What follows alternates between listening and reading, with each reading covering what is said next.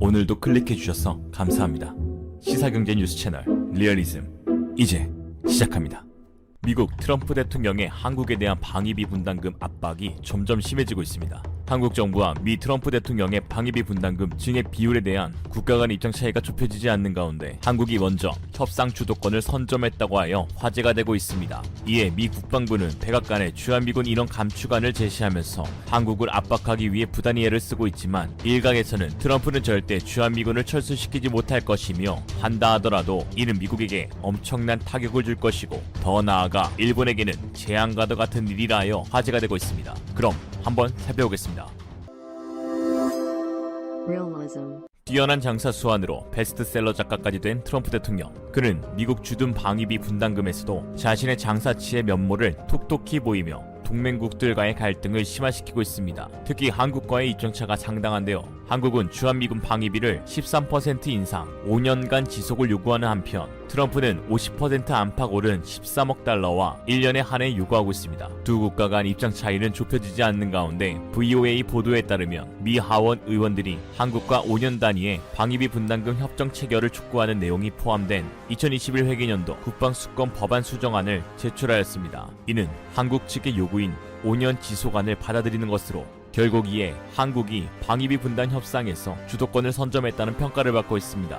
하원 수정안에는 방위비 관련 내용 외에 주한미군, 주일미군 등 한국과 일본에 대한 미국의 공약 제왕인 중국과 러시아에 맞선 우주전략 마련에 북한과 이란 포함 북한 등 테러 지원 국가, 미국의 제재 대상에 오른 개인 및 국가와 거래하는 금융기관에 대한 재무부의 면허 발급 명단을 180일마다 의회에 보고하는 안이 담겼습니다. 방위비 관련 법안을 대표 발의한 그레이스 맥 민주당 의원은 수정안에서 미국이 공정하고 공평하게 5년 단위로 적용되는 방위비 분담금 특별협정을 통해 한국과의 선의의 협상에 관여해야 한다고 밝히며 한국 측의 요구에 힘을 실어주었습니다. 민주당 일레인 로리와 의원과 돈 베이컨 의원은 공동 제출한 수정안에서 한국과 같은 동맹국에 대한 미국의 공약은 전략적 중요성이 크다며 미국은 오랜 군사관계 강화와 동맹국 파트너와의 강력한 방어 네트워크의 발전을 장려하기 위해 노력하면서 한국의 미군 주둔 유지 공약을 재확인한다고 명시하였습니다. 추세에 몰린 트럼프 대통령은 주한미군 인원 감축 카드를 꺼냈습니다. 미국 국방부가 백악관에 주한미군의 감축 옵션을 제시했다고 미 월스트리트저널이 17일 보도했습니다. 이는 존 볼턴 전 보좌관의 회고록에서도 이미 언급이 된 바 있었는데요. 지난해 7월 방위비 분담금 문제를 논의하러 한국과 일본을 방문한 뒤 당시로 한국에 연간 50억 달러를 일본에게는 80억 달러를 요구하며 둘 다 얻을 수 있는 방법은 미군을 철수한다고 협박하는 것이라고 말했다고 밝혀 논란이 되었습니다. 트럼프 대통령은 이어 그래야 매우 강한 협상 위치에 서게 된다고 말하였습니다. 이처럼 트럼프 대통령에게 주한미군 감축 및 철수는 방위비를 얻기 위한 수단뿐이라는 것은 이미 세간에 알려진 사실입니다. 그러나 트럼프의 이러한 전략은 결국 미국과 본인에게 좋을 것이 하나도 없다는 것이 전문가의 의견인데요. 당초 트럼프의 계획대로 일본은 80억 달러 안을 수용할 것으로 보이는 가운데 한국과의 협상에는 진전이 없어 천하의 협상가로 불리는 트럼프 대통령에게 가장 애를 먹인 국가가 한국이라는 사람들이 생겨나고 있습니다. 실제로 존 볼턴 보좌관의 회고록에 따르면 트럼프 대통령과 문재인 대통령과의 협상을 돌아보며 두 국가 간 의견차가 커 쉽지 않았고 둘 다 한치도 양보할 수 없는 열띤 토론을 펼쳐 장시간 논쟁을 벌인 것으로 나타났습니다. 문 대통령은 트럼프 대통령 취임 이후 한국의 대미 무역 흑자가 줄어들었고 한국은 미국 액화 천연가스의 최대 수입국이며 한국의 대미 투자도 늘어나 양국 무역 지수가 미국에 더 좋아졌다고 말하였습니다. 또한 한국의 무기 구입과 미군 기지 땅 무상 제공 등도 연합 방위의 중대한 부분이라고 설명하였습니다. 한국이 국내 총생산의 2.8%를 방위비에 쓴다는 점도 강조하였습니다. 그러나 트럼프 대통령은 손을 내저으며 어깨를 들썩이고 한숨을 쉬었다고 합니다.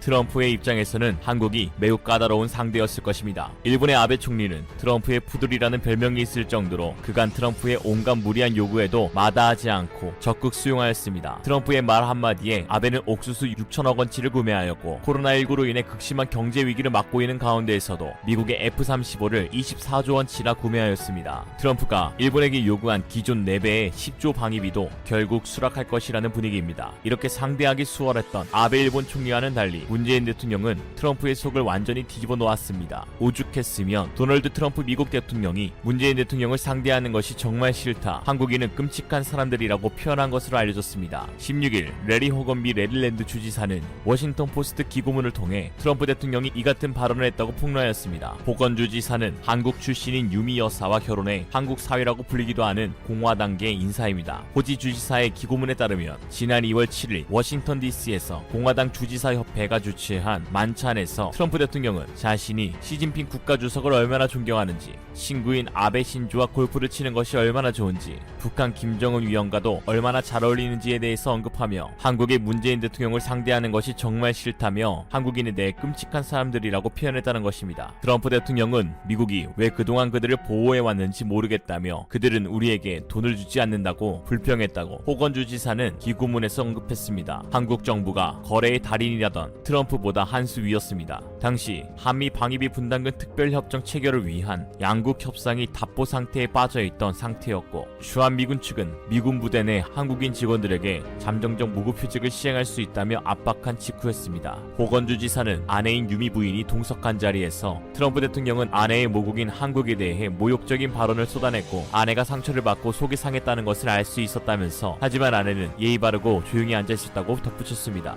반면 다음 날인 2월 8일 이수혁 주미대사가 관저에서 전미 주지사 협회를 위한 만찬을 주최했고 문 대통령은 영상 메시지를 보냈다고 전했습니다. 호건주 지사는 영상 메시지에서 문 대통령은 유미가 얼마나 자랑스러운지를 언급하고 나를 한국사이라고 칭했다며 우리에게는 큰 의미였고 몇 달이 지나 그의 따뜻함이 메릴랜드 주민에게 얼마나 큰 의미였는지도 알게 됐다고 강조하였습니다. 트럼프 대통령에게 있어서 한국과 미국의 동맹에는 그간 70년간의 신뢰가 전혀 반영되지 않은 철저하게 득실의 관계입니다. 두 국가 사이에서 미국이 조금이라도 손해를 보게 되는 일이 있더라면 동맹은 헌휴지 조각처럼 무의미하게 변해가는 것이죠. 주한미군 철수를 가지고 좋은 카드라고 협박을 일삼는 트럼프에게 더 이상 한국은 동맹국이 아닌 셀주 국가 중 하나가 되었습니다. 국민의 생명과 직결되는 안보는 협상에 쓸 카드가 되어서는 안됩니다. 더더욱 혈맹으로 맺어진 국가라면 말입니다. 다시 한번 미국과의 동맹을 재고해보아야 할 시점입니다. 오죽하면 존 볼턴 전 보좌관이 트럼프 대통령이 올 11월 선거에서 재선에 성공할 경우 한국과의 동맹을 해체할 가능성이 있다고 주장하겠습니까? 볼턴 전 보좌관은 2일 보도된 일본 아사히 신문과의 인터뷰에서 트럼프 대통령은 동맹을 정치나 가치관의 근거한 관계가 아니라 금전 관계에 따른 거래로 인식하고 있다면서 트럼프 대통령 2기가 정말로 북대서양 조약지구 동맹에서 탈퇴할 위험이 있다고 말하였습니다. 아베처럼 손쉽게 자신의 요구를 반영할 수 있을 거라 오판했던 트럼프 대통령, 한국과의 딜이 뜻처럼 되지 않아 결국 주한미군 인원 감축안 카드를 꺼내게 된 것입니다. 그러나 이러한 수는 결국 자충수가 될 것이라는 것이 현지 전문가들의 반응입니다. 주한미군 감축과 더불어 주한미군 철수는 트럼프에게도 매우 큰 치명타가 될 것이며 결국 트럼프는 철수를 하지 못한다는 것인데요. 우선 미 국방부가 백악관의 주한미군 감축 방안을 보도했다는 현지 언론 보도에 곧바로 미국 여야 정치권에서 반발하는 목소리가 잇따르고 있습니다.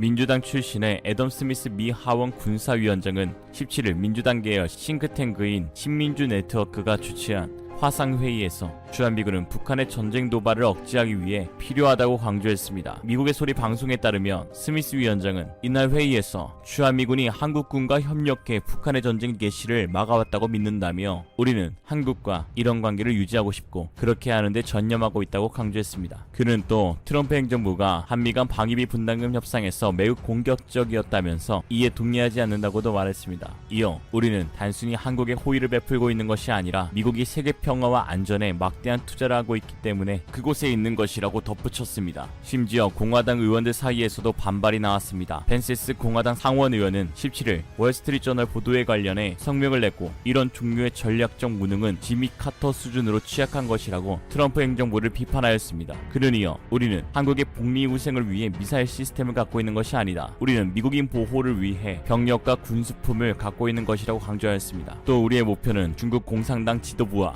북한 주민을 압제하는 핵무기 미치광이에게 우리를 건드리기 전에 생각할 거리를 주는 것이라고 덧붙였습니다. 또한 18일 미 웨스턴 켄터키 대학 하나국제여론연구소 소속 티머시 리치 교수 연구팀이 전날 미국인 1024명을 대상으로 설문을 진행한 결과 43%가 주한미군 철수를 반대하는 것으로 나타났다고 밝혔습니다. 이러한 반대 의견뿐만 아니라 트럼프 대통령은 스스로의 판단하에 결론적으로 주한미군을 절대 철수하지 못할 것입니다. 첫째로 현재 세계 역사의 메인 스테이지는 바로 한반도입니다. 전 세계인의 이목이 모두 집중된 한반도에서 트럼프는 어떻게든 주인공 역을 가져가려고 아등바등하고 있습니다. 자신의 정치적 입지를 굳히기 위한 수단으로 한반도 분쟁 해결보다 더 큰 이벤트는 전 세계에 또 없기 때문입니다. 언론 매체에 드러나기를 주저하지 않고 언제나 메인 이슈를 선점하고 싶어하는 트럼프가 주한미군을 철수하여 한반도 내의 영향력을 축소시킨다는 것은 아마 상상할 수 없는 일입니다. 두 번째로 중국의 견제에 주한미군이 필수적이기 때문입니다. 현재 미국과 중국은 무역 분쟁, 홍콩 보안법, 남중국해 문제로 유례없이 극도의 긴장감 속에 대치하고 있습니다.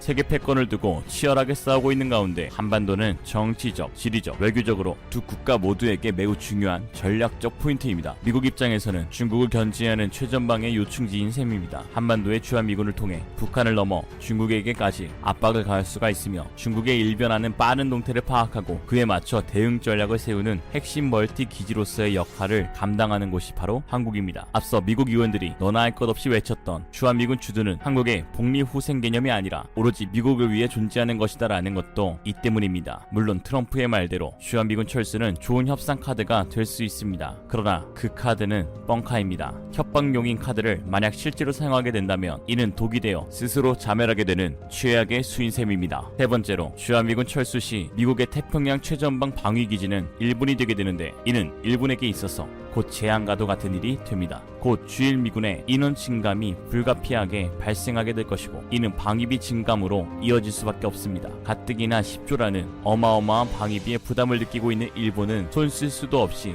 늘어난 방위비에 자멸하게 될 것입니다. 그러하기에 누구보다도 주한미군의 철수를 반대하고 나서는 것이 일본입니다. 최후의 방어선은 너무나 위험 부담이 크기 때문입니다. 그것을 한국에서 현재해주고 있기 때문에 한국은 미국과 일본 측에 더욱 당당하게 요구하여야 합니다. 오히려 미군이 주둔하는 것에 우리가 주둔비를 받아야 마땅한 것입니다. 어디 하숙생이 주인에게 돈을 달라고 합니까? 말도 안 되는 것입니다. 한국과 미국이 주한미군 방위비로 인해 갈등이 심화될 때에 결국 손해를 보는 쪽은 한국이 아닌 미국과 일본입니다.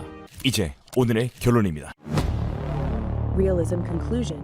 트럼프가 가장 좋아하는 친구는 일본의 아베라고 합니다. 그 보도를 듣고 얼마나 다행스러웠는지 모르겠습니다. 트럼프는 친구라 쓰고 호구라 읽기 때문입니다.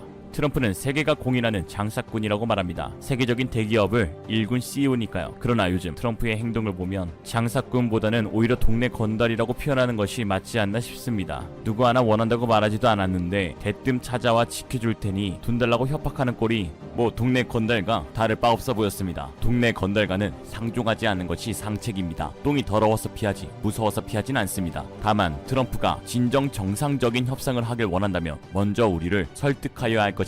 기브앤테이크가 철저하게 이루어져야겠죠. 미국의 안보를 위해 주한미군이 주둔하는 것이기에 우리는 기존의 방위비에서 크게 벗어나지 않는 쪽을 택하면서 미사일 사거리 제한 해제, 핵 제처리 허용, 전작거 환수 등을 받아내어야 할 것입니다. 트럼프는 상대를 잘못 봐도 한참 잘못 봤습니다. 여기는 봉이 김선달의 나라 대한민국이니까요. 이상으로 리얼리즘이었습니다. 여러분의 생각은 어떠신가요? 현명하고 지혜로운 여러분의 의견을 지금 댓글에 남겨주세요. 감사합니다.